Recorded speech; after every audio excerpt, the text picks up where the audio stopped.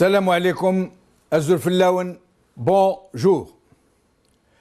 Les anthropologues, les sociologues et tous ceux qui se préoccupent des questions relatives à l'homme, aux groupes humains, à la satisfaction de leurs besoins et de leurs pulsions, vous diront que les sociétés humaines, même les plus rétrogrades et dont les équilibres ne reposent que sur la force brutale ou sur les seules ressources naturelles, ne sont viables que tant que durera la force brutale ou les ressources naturelles.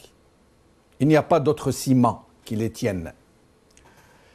Depuis que l'homme a compris la nécessité de se grouper, d'abord pour se défendre contre ses ennemis naturels, puis pour chasser, puis pour cueillir, puis pour faire fructifier la terre, la première et la plus importante de ses capacités, l'intelligence, lui a dicté de mettre en place des règles de vie en société pour s'émanciper de sa condition animale, de cette relation de mâle dominant et de sélection naturelle. Depuis ce premier balbutiement réellement humain, réellement sociétal, jusqu'à l'avènement de la cité, avec un C majuscule, au sens civique du terme, l'homme a parcouru bien du chemin. Oui, sans doute. La cité idéale n'a jamais existé et n'existera vraisemblablement jamais. Parce que les égaux ne sont pas tous coulés sur un même moule. Parce que certains ont su détourner à leur profit les organisations sociales et les ont pervertis pour prendre le pouvoir sur leurs semblables. La première et la plus importante de ces déviations systémiques a été celle de l'argent. Une invention qui était censée faciliter la vie aux gens parce que leur intelligence et leur esprit pratique leur ont suggéré de valoriser des objets du troc par de la monnaie qui ne représente qu'une valeur étalon, mais qui n'est qu'une monnaie, un moyen d'échange et non une richesse en soi, comme elle a fini par le devenir, malheureusement, parce que des hommes en ont décidé ainsi. Ils ont fait en sorte que l'argent, qui aurait dû rester un simple moyen de valorisation des échanges, est devenu un moyen de domination, puis d'oppression, de contrôle de toute la société. Au point où celui qui le possède, qui parvient à l'accumuler, en profite plus que celui qui génère la richesse dont cet argent n'est que l'expression en fait. Au point où le labeur des hommes qui ont créé la richesse, qui est pourtant sa part la plus importante et la plus décisive. Le labeur est la partie la plus importante et la plus décisive dans la création de richesse, et non pas l'argent. Pourtant, c'est l'argent qui va aller pourtant à celui qui détient le capital qui sert à la valoriser, cette richesse, et qui n'aurait dû servir qu'à la valoriser plutôt qu'à la capter. Pourquoi je vous raconte ça, allez-vous me dire? D'abord, pour convenir que les sociétés humaines sont loin d'être parfaites, que leurs règles les plus fondamentales sont souvent injustes, qu'elles ont été érigées pour permettre à une minorité de dominer la majorité, et à une minorité de peuples de dominer la majorité de l'humanité. Mais malgré cette déviation fondatrice, matricielle, ces sociétés ont compris néanmoins qu'il leur fallait faire en sorte que d'autres règles viennent les régir, les organiser, réguler les rapports entre leurs membres, mettre en place des institutions pour limiter les abus, structurer leur économie de façon à permettre une distribution relativement plus équitable, de stimuler la prospérité collective. Tout cela et bien d'autres aménagements qui se sont mis en place au cours d'un long et laborieux processus a permis à ces sociétés de ne plus obéir aux seules logiques de la force brutale et de ne subvenir à leurs besoins que par leurs seules ressources naturelles. C'était à cela que j'ai voulu en venir.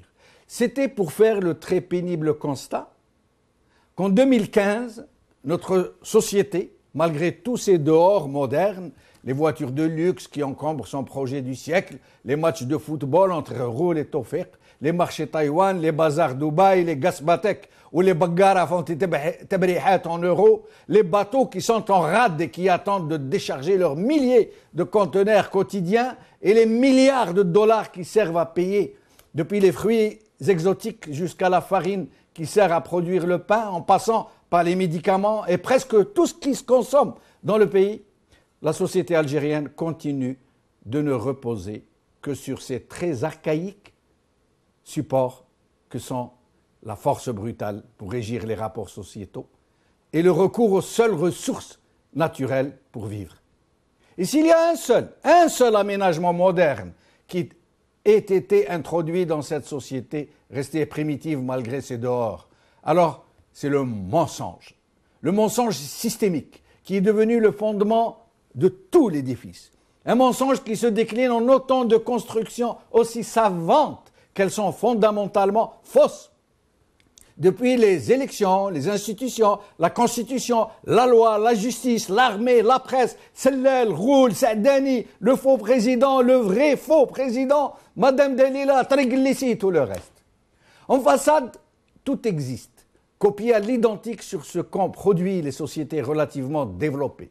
Mais juste en façade, on trompe l'œil des coquilles vides pour donner le change. Parce que, comme je viens de le souligner, le mensonge est devenu, avec la force brutale et l'utilisation des seules ressources naturelles pour faire croire à la prospérité, le cœur battant du système. Mais le pire est le silence abyssal, sidéral de la société elle-même, sa passivité à cette situation, voire à cette régression. Parce qu'il fut un temps où elle avait commencé à s'ouvrir un chemin vers un système plus humain, plus intelligent, plus juste, avant d'être livrée pieds et poings liés à des mâles dominants qui allaient la ramener aux âges obscurs, au milieu d'autoroutes défoncées, d'immeubles lépreux, de villes qui se noient dans l'ordure. Et le pire est là, dans ce silence d'une société qui a oublié que tout se paye, qui a oublié que les sociétés dont les équilibres ne reposent que sur la force brutale, que sur les seules ressources naturelles, que sur le mensonge institutionnel, ne sont viables que tant que durera la force brutale, les ressources naturelles et le mensonge institutionnel. Aujourd'hui. TSA. Loi de finances 2016, l'électricité, le gasoil, la 3G et les ordinateurs vont coûter plus cher. Par Yassine Bebouche.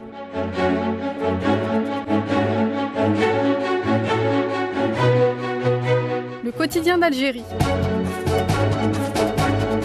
Loi de finances 2016, le budget de l'État en baisse, la défense intouchable, l'éducation préservée, le tourisme très fortement touché. Par Tawfiq Abdelbari.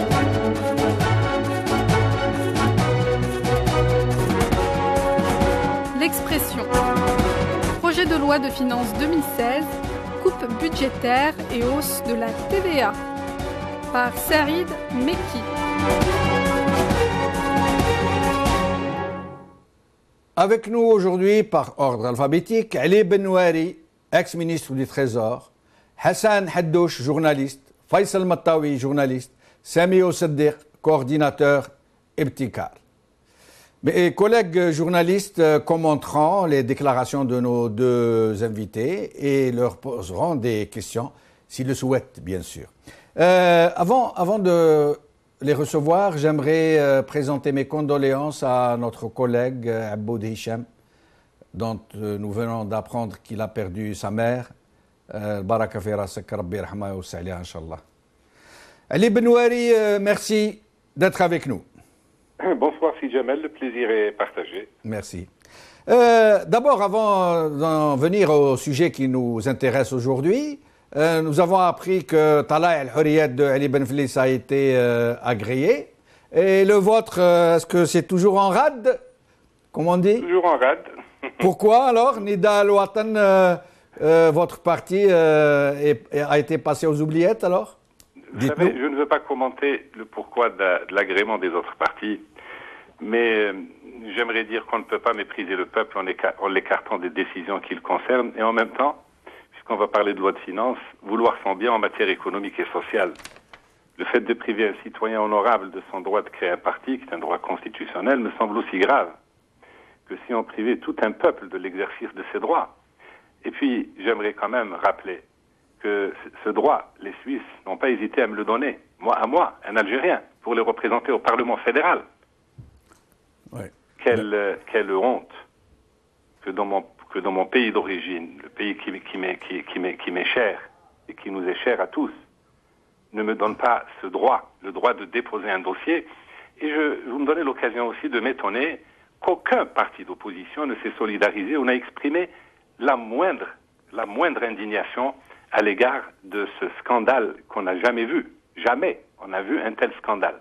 Une administration qui refuse de répondre. On ne peut même pas recourir devant le Conseil d'État parce que la loi ne prévoit pas que l'on puisse recourir devant le refus de l'administration de prendre quelqu'un au téléphone. Alors, pour ce qui est d'El Magharibia, à chaque fois que vous serez avec nous, nous vous donnerons l'occasion de vous exprimer sur le sujet, mais pas que vous, tous les gens qui ont fait une demande d'agrément de leur parti et qui n'ont pas reçu de réponse dans ce sens, nous leur permettrons de s'exprimer. Nous, on n'a même pas le droit de déposer notre dossier. C'est cela qui est scandaleux. D'accord. Ah ben. Alors, revenons à notre sujet, Ali Benouari. Ce projet plutôt de loi des finances, qu'est-ce que cela vous inspire? Qu'est-ce que vous en pensez, vous, l'expert, le spécialiste, l'ex-ministre du Trésor? Très clairement, je dirais, mais aussi aux invités que je salue au passage diront plus ou moins la même chose. Cette loi de finances 2016 nous interpelle comme toutes celles qui l'ont précédée, à la fois sur son contenu économique, mais aussi sur son contenu social. Alors, le contenu économique, on a beau chercher, du moins d'après les chiffres que j'ai, mais on ne voit pas quel est son contenu. Si ce n'est qu'on cherche à baisser le pouvoir d'achat des citoyens en agissant sur la demande plutôt que sur l'offre. C'est très clair. Au lieu d'encourager l'offre, en encourageant la recherche, l'investissement, l'industrie exportatrice, ben non. On se contente de diminuer la demande pour diminuer les C'est parce que peut-être parce que la pression est trop grande. Je vous donne l'exemple de l'essence, par exemple. Il y a une telle pression, de telles dépenses, parce que l'essence est subventionnée, soutenue par l'État. Il est dans une grande partie importé, c'est de l'essence qui est importée. Donc, ils augmentent un peu pour agir sur la demande, justement, pour essayer de la réduire. Mais malheureusement, ce sont des mesures insuffisantes. On touche de surcroît, par l'essence, à des secteurs porteurs de progrès, comme la téléphonie et l'informatique. Mais on ne touche pas et on évite de toucher aux biens de luxe, superflus, voire attentatoires au développement du pays. Mais évidemment, les lobbies sont là pour veiller à ce qu'on ne touche pas à ces biens de luxe. Par exemple, Ali Benouari, en matière d'importation des véhicules, dont on sait que la plupart des concessions, si ce n'est pas toutes les concessions, sont entre les mains des clientèles du régime, de leurs enfants, de leurs parents, de leurs beaux-parents. Pourquoi rien n'a été décidé sur ça? Et même les quelques timides décisions qui ont été prises ou qui ont essayé d'être prises ont été tout de suite mises de côté. Bien sûr que c'est révoltant, mais la réponse, tout le monde la connaît. C'est que le pouvoir appartient au privé, il a été privatisé. Le lobby des importateurs, imaginez sur 600 000 voitures par an qui sont importées, imaginez que sur chaque voiture, parce que c'est une pratique aussi presque, je dirais, universelle, mais enfin, comparaison n'est pas raison. Si sur chaque voiture, le concessionnaire obtient une ristourne de $1 000 qui est gardée à l'étranger, ça fait 600 millions de dollars par an. Imaginez. Par an, hein? Vous dites bien par an. C'est un scandale parce que, au lieu de développer une industrie automobile, regardez, tant de pays, le Maroc, l'Iran, l'Inde, dans tous les pays où il y a une demande, où il y a une population importante et une demande de véhicules importante, on construit une industrie automobile. Au minimum, on fait de l'assemblage. Ceci n'est pas... Et puis, voilà. Au lieu de diminuer cette demande-là, eh bien non, on touche des domaines qui sont porteurs de progrès, comme ceux que je viens de citer, l'informatique, la téléphonie, et on laisse des importations qui nuisent au développement du pays. Puis le contenu social, j'aimerais qu'on en parle, parce qu'on ne touche pas aux riches, comme je viens de le dire, mais parce qu'il y a les lobbies qui empêchent précisément de prendre d'autres mesures. Là, on évite, par exemple, de toucher à la fiscalité qui est injuste. Il n'y a pas d'impôt sur la fortune, les inégalités sont peut-être parmi les plus grandes au monde, et c'est pour ça que je dis que cette loi de finances ne réussira pas plus que n'ont réussi les lois de finances précédentes. Les mesures prises ne sont pas suffisantes, ne sont pas à la hauteur de la crise, ni des enjeux du pays. Et puis d'ailleurs, pourquoi est-ce si Jamel, je pose la question aussi à vos invités, la loi de finances n'est pas là pour régler les crises économiques. La loi de finances est censée traduire annuellement les objectifs à long terme d'un plan de développement. On ne peut pas demander à une loi de finances, quelles que soient les mesures qu'elles peuvent contenir, on ne peut pas lui demander de compenser l'absence criarde d'un plan de développement, d'une politique de développement. Donc chaque année, ça explique pourquoi, sitôt votée, on la vote parce qu'il faut bien la voter avant le 31 décembre et la signer. Mais on le fait parce qu'on se dit, en janvier, c'est-à-dire dans un mois, on va la retoucher encore. On n'arrête pas de bricoler avec les lois de finances parce qu'on n'a pas de perspective, parce qu'on ne sait pas quoi faire, on ne sait pas où on va. Voilà un peu mon sentiment. Restez avec nous, Ali Benouari, je reviendrai à vous dans un instant. J'accueille à présent Hassan Haddouche, que je remercie d'avoir accepté notre invitation. Je vous en prie, je vous en prie. Moi, je voudrais poser une question à M. Benouari. Je vous en prie. Qu'on essaye d'éclairer un petit peu l'avenir. Disons, je voudrais que M. Benouari est un de nos meilleurs experts financiers. Je crois qu'il est peut-être plus que beaucoup d'autres capables de nous dire ce qui risque d'arriver dans les 2 ou 3 ans, disons, sur le plan financier, si on ne fait pas très rapidement des réformes vigoureuses dont on a besoin. Très bien. Ali Benouari, je reviens tout de suite. Je reviens à vous. Vous avez entendu la question de Hassan Haddouche? Oui, j'ai entendu la question de Hassan. Alors, si vous pouvez répondre, ce serait bien. Oui, je dirais ce que j'ai l'habitude de dire, c'est-à-dire que cette navigation à vue, par un pouvoir qui est incapable, je dis bien incapable de prendre la moindre décision salutaire pour le pays, fait que on peut imaginer très facilement, sans être un grand expert économique et financier, en déroulant simplement la politique qui est menée depuis au moins 99, mais singulièrement depuis 99, parce qu'on n'a jamais eu les moyens de conduire de véritables réformes. Eh bien, en déroulant cette politique, eh bien, dans 3-4 ans, quand on n'aura plus de devises, eh bien, nous allons devoir, puisqu'on importe tout, nous allons devoir emprunter 50, 60, 70 milliards de dollars par an, c'est-à-dire 2-3 fois la dette extérieure qu'on s'est gargarisé d'avoir remboursée, et chaque année. Autrement dit, inutile de dire que nous ne les trouverons pas. Et si nous ne trouvons pas de quoi satisfaire aux besoins de la population, aux besoins de l'économie, j'ai l'habitude de dire famine. Oui, c'est la famine. Il ne faut pas. Cette famine, c'est le chaos. On peut la traduire autrement. Un chaos social tellement grave que l'État s'effondrera. Il faut que les Algériens sachent. Mais il y a encore de l'argent, Ali Benouari, il y a encore de l'argent, il y a des réserves de change, il y a quand même des rentrées d'environ 30 à 35 milliards de dollars an. Mais qui vont être absorbés. Regardez, on a perdu 50 milliards de dollars en 2 ans. On était à 214 milliards de dollars il y a 2 ans. On est à moins de 150 aujourd'hui. On a perdu quelque chose comme 60 milliards de dollars.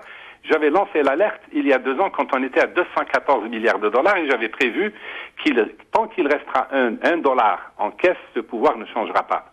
Ben justement, il y a moins d'argent, il y aura moins d'argent, de moins en moins d'argent, mais il y a encore de l'argent pour 2 ou 3 ans. C'est clair, mais moi c'est pas 2014 ou 2015 ne m'intéresse parce que si on n'entreprend pas les réformes qu'il faut maintenant, le pays court à la catastrophe. C'est dans ce sens que je dis que le présent m'intéresse. Mais comme ce pouvoir n'a pas l'air de changer, je ne pense pas qu'il partira, ou même s'il part, il se perpétuera comme d'habitude.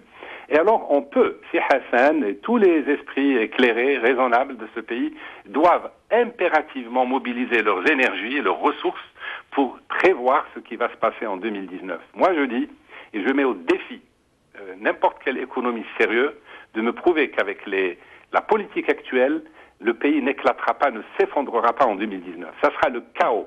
Restez avec nous, Ali Benouari. Voilà ce qui nous attend. Restez avec nous. Sami Ousseddiq, coordinateur général d'Ibtikar, merci d'avoir accepté notre invitation.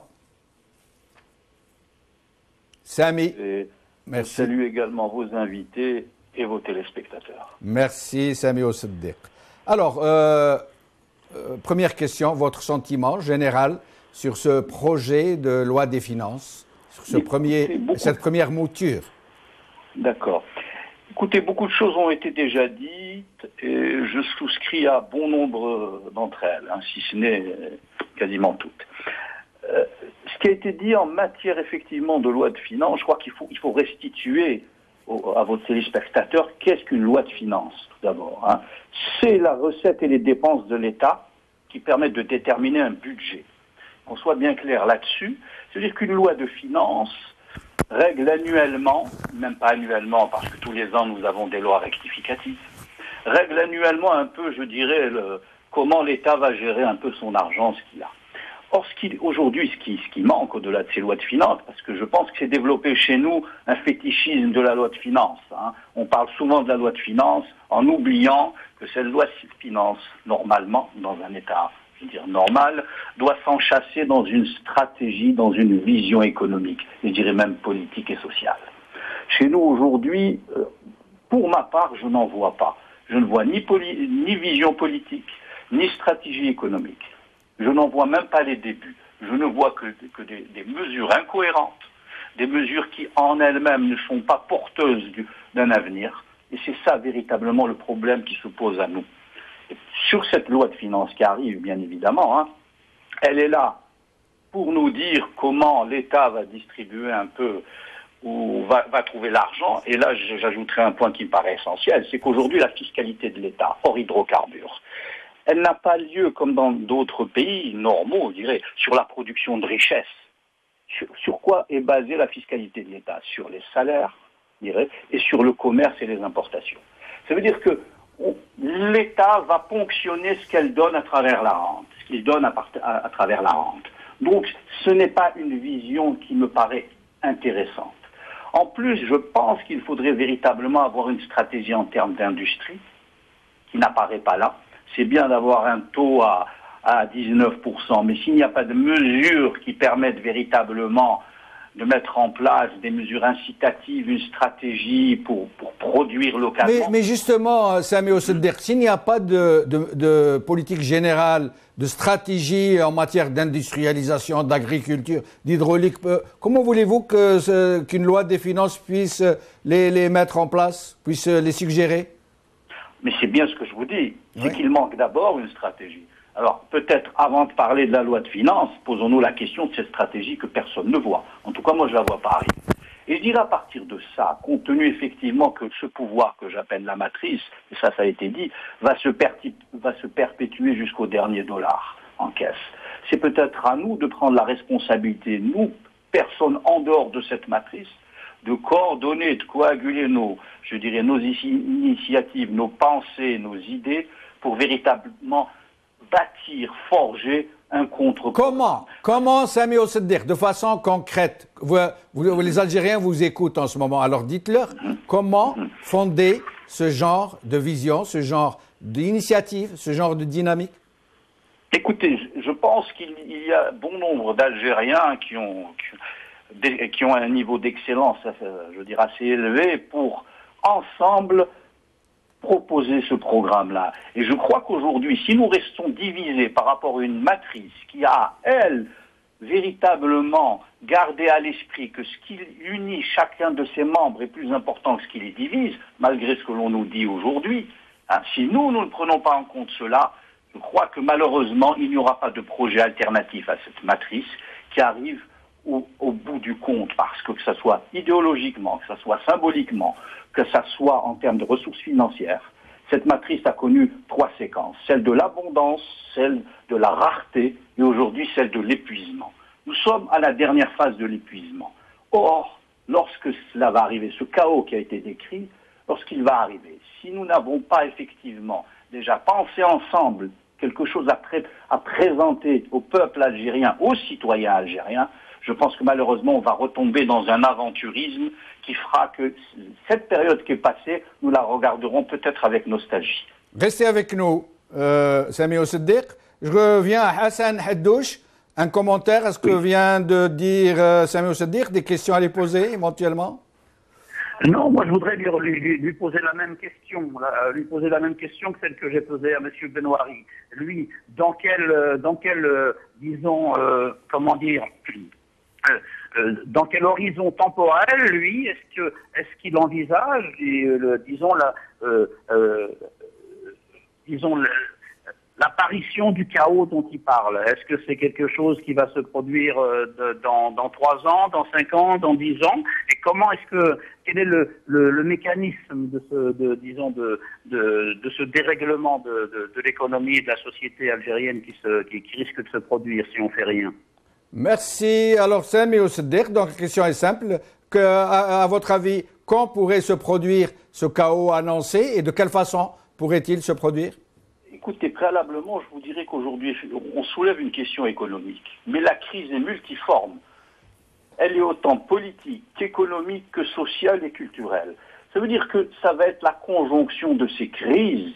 Il va y avoir un point d'impact, un point, je dirais, une combinatoire entre toutes ces crises qui va faire que tout cela, cela va sauter. Une seule crise ne suffira pas à faire sauter tout cela. C'est la combinatoire de cela. Et je dirais que, vous savez, c'est un peu la théorie de l'aile du vol du papillon. Hein. Aujourd'hui, nous ne pouvons pas déterminer à quand. Je veux dire, la seule chose que nous avons le seul indicatif que nous avons et qui est très intéressant du point de vue économique, c'est que le système rentier qui est basé, comme son nom l'indique, sur la rente, est à la dernière phase de son épuisement. Il a été annoncé que dans 2 ans ou 3 ans, le fonds de régulation ainsi que nos recettes en devises, plutôt nos réserves en devises, baissent de façon, aujourd'hui au moins de 30% tous les ans. On sait que dans 3-4 ans, il va y avoir un point fondamental. Or, aujourd'hui, nous parlons tous les jours de diversification de l'économie. Je crois que là aussi, il faut changer de logiciel en termes d'économie. Ça veut dire que si nous parlons de diversification de l'économie, ça prend des années. On ne décrète pas du jour au lendemain, par un décret non publiable, si je puis me permettre la formule, dire nous sommes dans une économie diversifiée. Ça prendra du temps. Et je ne sais pas si nous aurons le temps, aujourd'hui, avec les mesures qui sont prises avec cette matrice-là, d'arriver au moment où ce nouveau système prendra la suite de celui que nous avons aujourd'hui. Alors, dire quand... Restez avec nous. Oui, je vous en prie. Poursuivez, je vous en prie. J'en ai fini, merci. Je suis désolé. Je reviens à vous dans un instant. Ali Benouari, vous avez dit tout à l'heure, on ne touche pas aux riches dans ce projet de loi des finances, vraisemblablement. Et j'aimerais en venir justement à cette histoire de soutien des prix pour les produits de première nécessité ou dits de première nécessité, comme le sucre, par exemple, qui, semble-t-il, profite plus aux riches qu'aux pauvres, aux industries, etc. Est-ce que ce régime, ce système, pourrait avoir les moyens de subventionner directement les couches les plus défavorisées en leur versant des indemnités ou des sortes d'aides sociales, plutôt que d'investir cet argent dans des soutiens qui vont généralement aux plus riches? C'est une question absolument pertinente. Ce système de subvention va voler en éclats. Il va voler en éclats. Je m'explique. Ce qui était possible en 2014, ce qui est encore possible en 2015, ne sera plus possible quand nous n'aurons plus d'argent. Le jour où nous n'aurons plus de devises, il faudra s'adresser au marché financier. Mais laissez-moi vous dire une chose, moi qui suis observateur depuis 25 ans de la scène économique, puis politique. J'ai été acteur économique, j'ai fondé la première banque privée, j'ai été journaliste, j'ai été ministre, j'ai donné des conférences, et puis j'ai vu l'inanité de toutes ces actions. L'inanité de toutes ces actions. Cela signifie que, cause toujours, tant que nous, on est là, tant qu'il y a de l'argent, vous pouvez causer, et c'est ce qui se passe maintenant, on amuse la galerie. J'ai bien ressenti la nécessité de faire de la politique pour cette raison-là. Ce n'est pas faire injure aux intellectuels comme M. Oussedir, Sami Oussedir et tant d'autres. Je ne leur ferai pas l'injure de penser que ce qu'ils disent n'est pas utile, moi-même je le fais. Mais ça ne sert à rien si on n'aborde pas la question de fond qui est la question politique, la question de la nature du pouvoir. Tant que ce pouvoir ne change pas de nature, on ne réglera rien, ni les problèmes culturels, économiques, idéologiques, existentiels même. On ne réglera rien. Cela signifie, c'est pour ça que je fais de la politique et que je suis venu il y a 2 ans avec un programme qui prend en charge tous les aspects, en précisant 2 choses toutes simples. 1, aucune réforme économique, sociale, culturelle, sectorielle, quelle qu'elle soit, ne peut réussir si on n'a pas modifié les règles du jeu, c'est-à-dire entamer les réformes politiques et institutionnelles sérieuses. Ça, c'est 1. 2, j'ai dit aussi que si nous ratons 2014, nous ne pourrons plus rien faire en 2019. Par contre, si le changement est là en 2014, nous avons encore les moyens de financer les indispensables et coûteuses réformes. Et j'ai avancé un programme extrêmement complet qui prend en compte, qui part de la base politique et institutionnelle, qui aborde ensuite la réforme économique et fiscale dans ses aspects économiques et sociaux, et aborder simultanément aussi les réformes sectorielles qui pourront être financées s'il y a de l'argent et s'il y a une réforme politique sérieuse et s'il y a des mécanismes et des instruments de gestion. Parce qu'on ne gère pas une économie de marché comme on gérait l'économie socialiste. On est tous d'accord là-dessus. Aujourd'hui, on a raté 2014. Le régime arrogant, je dis bien arrogant, parce qu'il se croit tout permis, ce qui lui donne cette force et cette arrogance, c'est le matelas de devises qui lui sert, qui sert sa force, qui sert son droit. Ces ressources sont épuisables. Dans 3-4 ans, 2019, moi je pense au terme du premier mandat, du 4e mandat, nous aurons épuisé ce régime, ce pouvoir qui est venu en 99 aura gagné 1000 milliards de dollars. 1000 milliards de dollars qui auront été jetés par la fenêtre. C'est la plus grosse partie des potentialités économiques du pays qui ne reviendront plus jamais. Et pourtant, Ali Benouari, je me permets de vous interrompre. Alors ces subventions, pardon, je reviens aux subventions. Ces subventions, aujourd'hui, le pouvoir peut se permettre de subventionner tout le monde, n'importe quoi.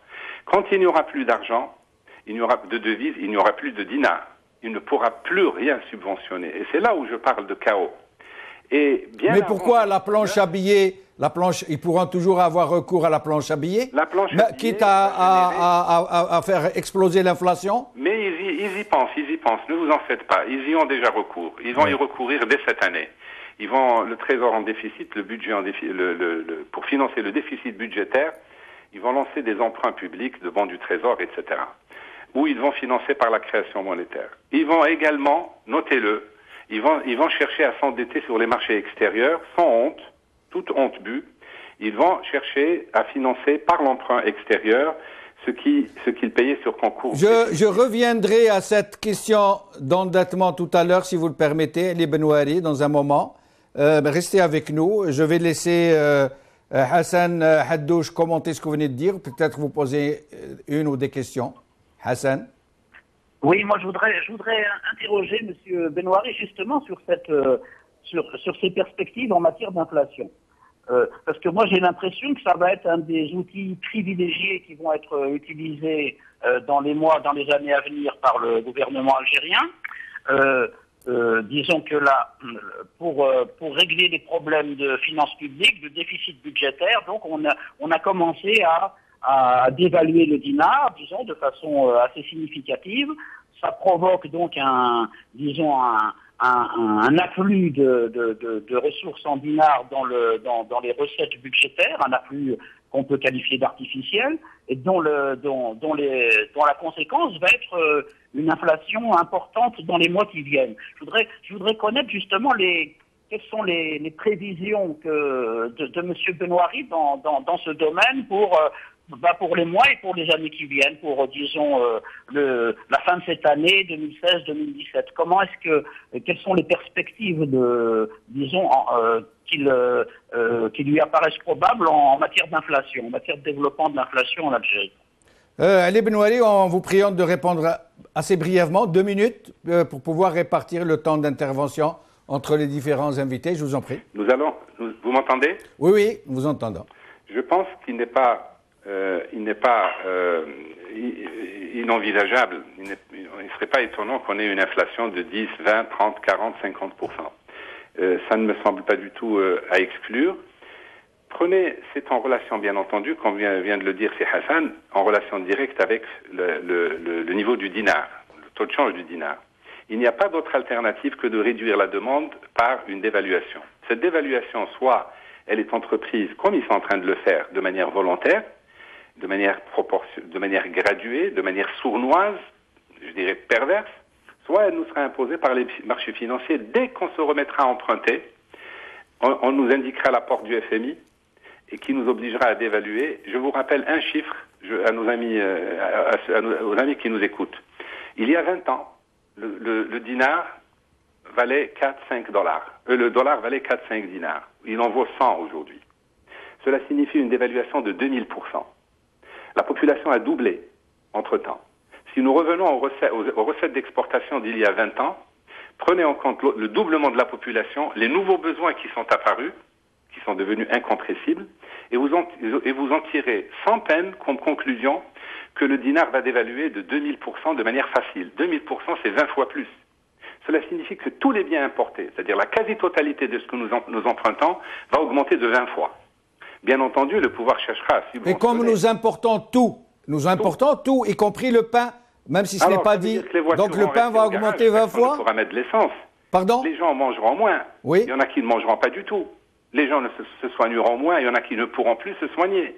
Et vous pouvez multiplier à l'infini les conséquences dramatiques qui vont surgir et aussi comprendre ce que je veux dire par le chaos social. Et ce chaos, ce n'est pas les forces, ce n'est pas l'armée ou la gendarmerie ou la police qui va pouvoir l'éteindre, malheureusement. C'est pour ça que je parlais d'effondrement de l'État.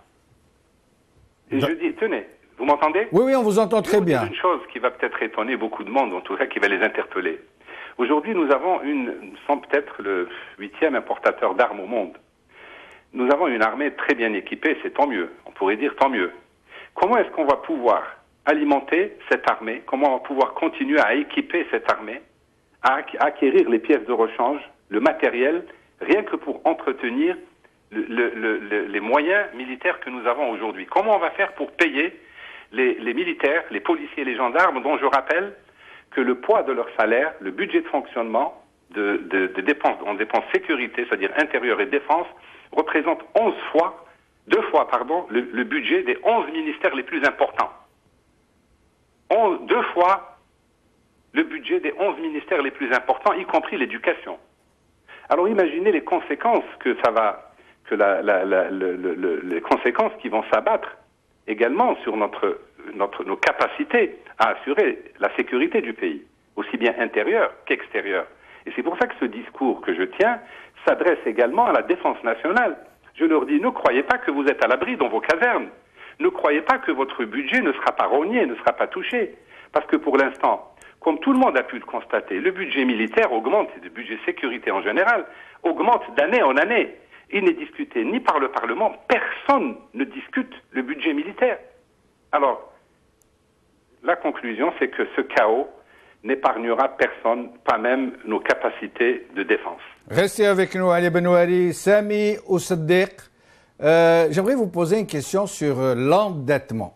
Allons-nous y aller? N'allons pas nous y aller? Et est-ce que nous avons le choix? Oui. Alors, préalablement, puisque M. Benouari a eu la gentillesse de m'évoquer dans ses propos, il ne m'a pas lu ou ne m'a pas entendu. Je voudrais juste lui dire que notre démarche est éminemment politique. Bien au contraire. Parce que depuis 62, en désignant les gens qui pensent comme être des experts et des intellectuels, on a tout fait pour les enlever du champ de la citoyenneté. Je dirais, on veut faire de ceux qui pensent des coopérants techniques. Vous vous souvenez, les Français et les Russes, les mettre dans la cale. Et le mouvement que nous sommes en train de développer, qui est le mouvement Iftikar, est un mouvement éminemment politique. Je tiens à sa disposition les textes que nous avons. Mais ça, c'était juste une brève insert. Pour revenir à l'endettement, écoutez, nous allons y aller.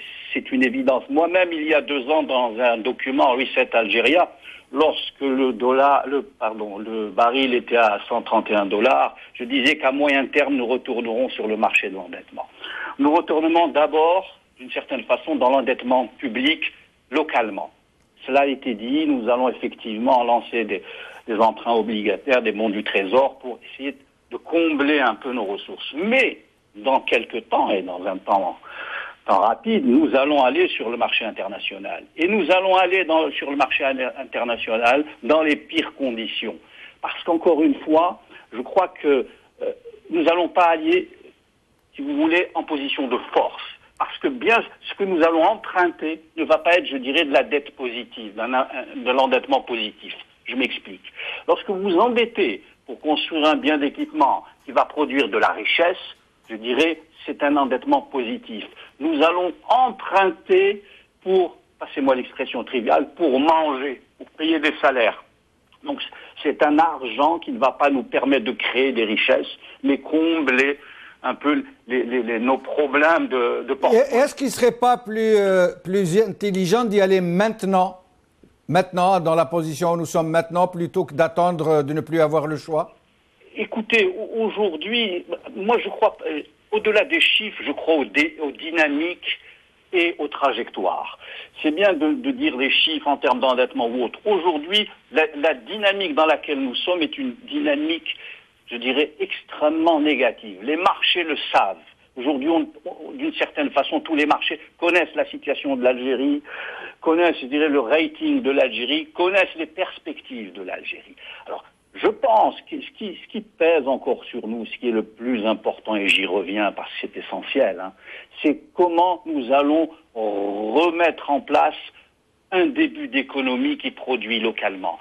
Et là je reviens un peu au contexte, ce qui est très important. Lorsque vous voyez qu'on a encore une loi qui est celle de 51-49, qui fait de nous un des seuls pays au monde qui refuse les investissements directs étrangers, parce qu'il s'agit de cela, quand cette loi n'est pas encore touchée dans son aspect essentiel, qui est faire sauter ce verrou, lorsqu'on sait que nous allons de moins en moins avoir de ressources à consacrer à tout ça, ça pose véritablement un problème. Pour nous, il faut véritablement regarder toute notre stratégie économique. Et si vous permettez, au début de votre émission, lorsque vous présentiez un peu cet éditorial, j'ai entendu quelque chose sur notre peuple. Permettez-moi de vous dire sur la passivité de notre peuple. Et je vais vous citer juste un adage qui me paraît aujourd'hui malheureusement illustré par notre situation. Un peuple de moutons engendre un gouvernement de loups. On a fait du citoyen un mouton parce qu'on l'a anesthésié à la rente. Et le retour, parce que ce qu'on ne dit pas, c'est que le retour de la réalité, de la véritable réalité économique, elle ne s'arrête pas juste à nos finances publiques. Oui. Il faut aller plus loin. Il faut savoir qu'aujourd'hui, notre pays va basculer dans une mondialisation qui est véritablement extrêmement compliquée pour nous. Nous ne sommes pas préparés à cela. Et tout ça, tous les jours qui passent à discuter, nous fait avancer sur un sentier qui est un sentier plus que périlleux, parce qu'au bout de ce sentier, la distance n'est pas encore longue, il y a pour nous une falaise abrupte. Et je crois que malheureusement, aujourd'hui, nous ne faisons rien pour essayer en tout cas de réduire cette distance entre nous et la falaise. Restez avec nous. Je vais laisser Hassan Haddouche commenter ce que vous venez de dire et vous poser éventuellement une ou des questions. Je vous en prie, Hassan. Moi, ce que je constate, c'est que le tableau qui est dressé par vos invités est un tableau qui est extrêmement noir, extrêmement sombre. Moi, je souhaiterais qu'on essaye de finir sur une note un petit peu d'espoir, peut-être. Alors, qu'est-ce qu'il faudrait faire? Combien de temps il nous reste pour réagir encore? Est-ce qu'on peut encore réagir? Et qu'est-ce qu'il faut faire très vite dans les mois, dans les années qui viennent, si on veut éviter le scénario catastrophe qui est évoqué par vos deux invités? Samuel Sadek. Écoutez, si l'on parle de l'aspect économique stricto sensus, je crois qu'il faut d'abord faire sauter les verrous à l'investissement. Il faut revoir toutes les procédures administratives qui aujourd'hui gèlent et stérilisent la création d'entreprises. Il faut retailler tout le système financier. Il faut qu'aujourd'hui, que les projets qui puissent être porteurs trouvent de l'argent. Aujourd'hui, on sait très bien comment cette rente est distribuée. Il faut, d'une certaine façon, aujourd'hui, se relancer tout ce qui peut être industrie, je dirais, de substitution, industrie légère. Un chiffre, moi, qu'il faut remettre aussi en plus. L'industrie dans notre PIB représente 5%. Quand vous savez que le Maroc, ce qu'on appelait ce nain industriel il y a quelques années, aujourd'hui l'industrie au Maroc représente 15% de son PIB. Il y a un effort colossal à mettre. Il y a des premières mesures à prendre, celles que je viens de vous citer, et bien d'autres, bien évidemment. Mais ça demande un gouvernement légitime, et non pas juste légal. Ça demande que les forces vives de la nation, syndicats, patronat, s'asseyent avec le gouvernement et que l'on discute sérieusement avec de véritables capitaines d'industrie. Parce qu'encore une fois, nous ne nous sauverons que collectivement. Il n'y aura ni homme providentiel, ni système providentiel si les Algériens n'adhèrent pas à la démarche. Si cette démarche n'est pas une démarche qui, aujourd'hui, correspond véritablement aux intérêts de chacun, et non pas juste à une classe sociale particulière, sans compter celle des monopoles. Je crois que c'est toute cette démarche qu'il faut vite mettre en marche. Mais Hassan Haddouche, qui voulait que cette émission puisse se terminer sur une note optimiste, si tant est que nous pouvons l'envisager. Sami Oussaddiq, est-ce que nous pouvons nous relever, est-ce que nous pouvons regarder vers un vrai horizon, vers une vraie réforme, vers une vraie instauration, un vrai avènement d'un vrai état de droit et commencer à travailler sérieusement? Bien évidemment, je reste totalement optimiste. Là aussi, il faut être très clair. Il faut redonner à l'Algérien l'idée qu'un futur existe pour lui. Aujourd'hui, le jeune Algérien ne voit pas de futur. C'est à nous à lui proposer une vision et un chemin. Et ça, c'est un travail de longue haleine. Et ça, il faut s'y mettre encore une fois. Tous, en tout cas tous les gens de bonne volonté, les hommes et femmes de bonne volonté. Ça, c'est pas juste des paroles. On ne peut pas se gausser que des paroles. Il faut être sur le terrain et agir. Merci Sami Oussaddiq. Je vais laisser 1 minute de temps à Hassan Haddouche pour conclure, puis nous donnerons le mot de la fin à Ali Benouari. 1 minute aussi. Hassan. Moi, j'ai pas vraiment de conclusion. Vous savez, je partage en gros les inquiétudes de vos invités. On se connaît d'ailleurs. On s'est rencontrés souvent au cours des dernières années avec vos invités. Je pense effectivement qu'on est dans une situation qui est extrêmement grave, que nos dirigeants n'en ont pas encore suffisamment pris conscience. Ils s'accrochent encore à des espoirs de retournement des marchés pétroliers qui, à mon avis, sont illusoires. Donc, on est effectivement confronté à un défi d'une gravité exceptionnelle. On risque effectivement de se retrouver dans une situation peut-être pire que celle des années de ce qu'on a appelé la décennie noire. Donc on a absolument besoin effectivement d'un sursaut. Bon, il y a beaucoup de bonne volonté aujourd'hui. Je crois qu'il y a une prise de conscience en particulier au sein de ce qu'on appelle la communauté des experts, des personnes qui connaissent un petit peu, disons, les perspectives économiques et les choses qui sont possibles et celles qui ne le sont pas. Il y a une prise de conscience il y a une espèce de consensus général dans cette communauté, disons, des économistes sur la gravité de la situation, et on est face à un pouvoir, effectivement, qui continue de raconter des histoires aux gens, qui continue de leur dire que que la situation n'est pas si grave que ça, et que les choses sont encore, qui surfent encore sur le matelas de réserve qui nous reste, et qui permet encore, effectivement, de tenir 3 ou 4 ans. Qui permettra de tenir 3 ou 4 ans. Ça, il faut le répéter inlassablement, parce que notre seule chance, en fait, c'est de réagir très très rapidement et avant qu'il soit trop tard. C'est-à-dire pas dans 3 ou 4 ans, parce que Merci Hassan. Merci Hassan Haddouche. Ali Benouari, 1 minute environ pour clore cette... finir sur un espoir, une touche optimiste. Je sais que c'est difficile, mais grâce à votre émission, grâce aux avis éclairés des experts algériens de plus en plus nombreux qui décrivent la réalité telle qu'elle est, pas telle qu'on voudrait la voir, eh bien, j'ose espérer que les tenants du pouvoir, armée, présidence, et pour ne parler que de ces deux forces principales, prennent conscience qu'ils mettent le pays en danger, réellement en danger, et qu'ils finissent par écouter nos analyses, notre discours, et qu'ils en arrivent à prendre leurs responsabilités pour sauver le pays, en disant, OK, c'est très bien, on a compris, la source du problème, c'est nous, c'est le pouvoir, eh bien nous allons organiser des élections libres, nous allons permettre à Nida Al-Watan d'exister, à d'autres forces politiques qui ne manqueront pas d'émerger, et puis de ce pouvoir, du pouvoir légitime, comme disait Sami Ousseddir.